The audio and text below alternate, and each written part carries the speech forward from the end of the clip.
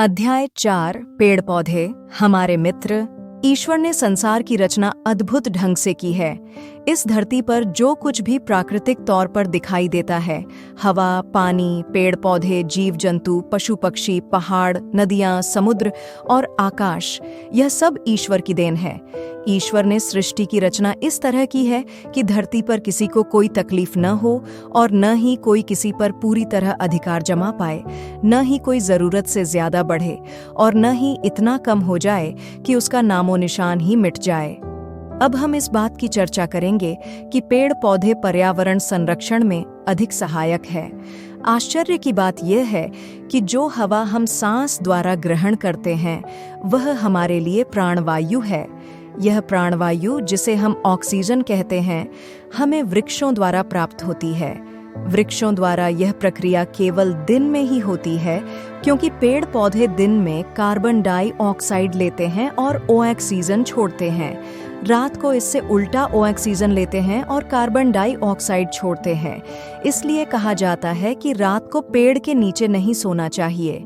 बढ़ती आबादी के परिणाम स्वरूप मनुष्य की आवश्यकताएं प्रतिदिन बढ़ रही है। मांग की पूर्ति के लिए मनुष्य हवा, पानी और वातावरण को स्वच्छ रखने वाले वनों वृक्षों को अंधाधुंध काटकर पर्यावरण में गड़बड़ी पैदा कर रहा है। इस सदी के अंत तक लगभग आधे वन समाप्त हो सकते हैं।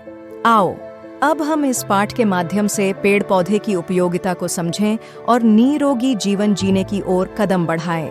पेड़ पौधे हमारे लिए बहुत उपयोगी हैं। प्रकृति की इस अनमोल देन का संरक्षण करना हमारा परम कर्तव्य है। आओ पेड़ पौधे के फायदे को समझें। वातावरण शुद्ध करने के लिए हमारे आसपास पेड़ पौधों का होना बहुत जरूरी है, क्योंकि पेड़ पौधों पर ही हमारा जीवन निर्भर है। पेड़ पौधे हमें फल, फूल, औषधियाँ और सब्जियाँ देते हैं।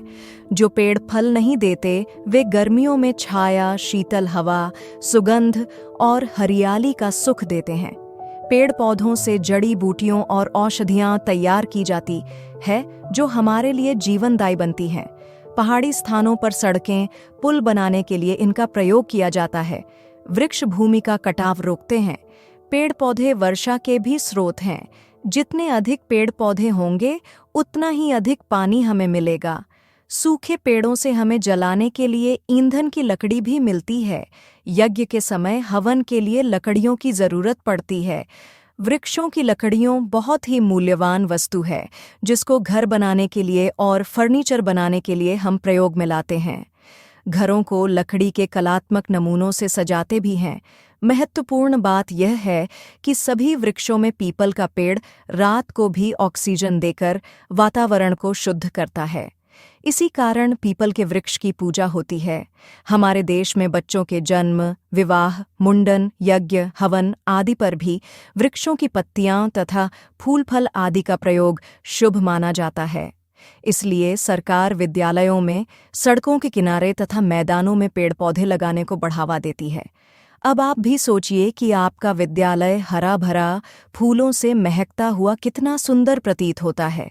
आओ बच्चों, हम यह प्रण करें कि अपने जीवन काल में कम से कम 10 वृक्ष जरूर लगाएंगे और आने वाली पीढ़ी को स्वच्छ खुशहाल वातावरण देंगे। पेड़ लगाओ, पर्यावरण बचाओ।